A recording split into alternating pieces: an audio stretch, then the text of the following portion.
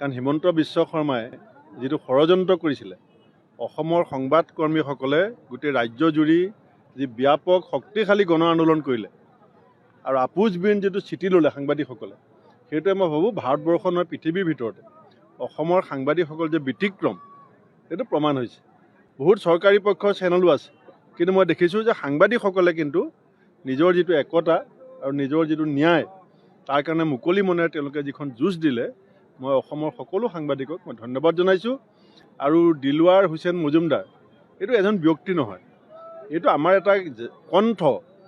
আমাৰ কণ্ঠটো ৰুদ্ধ কৰিবৰ কাৰণে বিজেপি তথা RSSৰ যিটো ক্ষমতা আৰু বাহুবলৰ প্ৰয়াস সেইটো কালি ভুলণ্ঠিত হৈছে।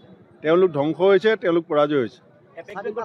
আচল কথাটো আপুনি সুধিছে যে এপেক্স বেংকৰ ব্যাপক যিটো দুৰ্নীতি হৈ আছে সেইটো যাতে নোলায়, ইছ্যুটো যাতে ডাইভাৰ্ট কৰিব পাৰে, সেইকাৰণে আমি ৰাইজে এই কথাটো বুজি পাব লাগিব। আমি সকলোৱে বুজি পাব লাগিব যে হিমন্ত বিশ্ব শৰ্মাৰ আচল কৌশলটো কি। আচল কৌশলটো যে এপেক্স বেংকৰ বিৰুদ্ধে যদি কোনোবাই মুখ খোলে আপোনাক মই জেলত ভৰাই দিম। এতিয়া গম পাই গ'ল, এতিয়া চবেই মুখ খুলিব। আৰু আমি বিচাৰিছোঁ এপেক্স বেংকত প্ৰকৃততে কি হৈ আছে মুখ্যমন্ত্ৰী এখন শ্বেতপত্ৰ দি অসমৰ ৰাইজক জনাব লাগে, কাৰণ এইটো আমাৰ জাতীয় অনুষ্ঠান। এইটো কোনো হিমন্ত বিশ্ব শৰ্মাই প্ৰতিষ্ঠা কৰা অনুষ্ঠান নহয়, এইটো অসমীয়া জাতিৰ এটা জাতীয় অনুষ্ঠান। এপেক্স বেংকক আমি অপমৃত্যু হ'বলৈ দিব নোৱাৰোঁ। লুণ্ঠনৰ হাতোৰা বিজেপিৰ এপেক্স বেংকত গৈ পেলাই পৰিছে, আৰু সেইকাৰণেই হিমন্ত বিশ্ব শৰ্মাক কম্পমান হৈছে, আৰু সেইকাৰণেই কণ্ট্ৰল কৰিবৰ কাৰণে চেষ্টা কৰিছে। কাৰণ হিমন্ত বিশ্ব শৰ্মাই যিটো ষড়যন্ত্ৰ কৰিছিলে অসমৰ সংবাদকৰ্মীসকলে গোটেই ৰাজ্যজুৰি যি ব্যাপক শক্তিশালী গণ আন্দোলন কৰিলে আৰু আপোচবিহীন যিটো স্থিতি ল'লে সাংবাদিকসকলে সেইটোৱে মই ভাবোঁ ভাৰতবৰ্ষৰ নহয় পৃথিৱীৰ ভিতৰতে অসমৰ সাংবাদিকসকল যে ব্যতিক্ৰম সেইটো প্ৰমাণ হৈছে।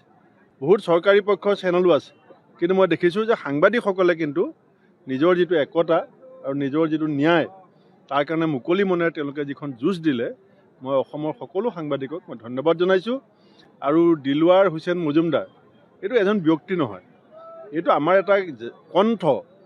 আমাৰ কণ্ঠটো ৰুদ্ধ কৰিবৰ কাৰণে বিজেপি তথা RSSৰ যিটো ক্ষমতা আৰু বাহুবলৰ প্ৰয়াস সেইটো কালি ভুলণ্ঠিত হৈছে। তেওঁলোক ধ্বংস হৈছে, তেওঁলোক পৰাজয় হৈছে। আচল কথাটো আপুনি সুধিছে যে এপেক্স বেংকৰ ব্যাপক যিটো দুৰ্নীতি হৈ আছে সেইটো যাতে নোলায়, ইছ্যুটো যাতে ডাইভাৰ্ট কৰিব পাৰে, সেইকাৰণে আমি ৰাইজে এই কথাটো বুজি পাব লাগিব। আমি সকলোৱে বুজি পাব লাগিব যে হিমন্ত বিশ্ব শৰ্মাৰ আচল কৌশলটো কি। আচল কৌশলটো যে এপেক্স বেংকৰ বিৰুদ্ধে যদি কোনোবাই মুখ খোলে আপোনাক মই জেলত ভৰাই দিম। এতিয়া গম পাই গ'ল, এতিয়া চবেই মুখ খুলিব। আৰু আমি বিচাৰিছোঁ এপেক্স বেংকত প্ৰকৃততে কি হৈ আছে মুখ্যমন্ত্ৰী এখন শ্বেতপত্ৰ দি অসমৰ ৰাইজক জনাব লাগে, কাৰণ এইটো আমাৰ জাতীয় অনুষ্ঠান। এইটো কোনো হিমন্ত বিশ্ব শৰ্মাই প্ৰতিষ্ঠা কৰা অনুষ্ঠান নহয়, এইটো অসমীয়া জাতিৰ এটা জাতীয় অনুষ্ঠান। এপেক্স বেংকক আমি অপমৃত্যু হ'বলৈ দিব নোৱাৰোঁ।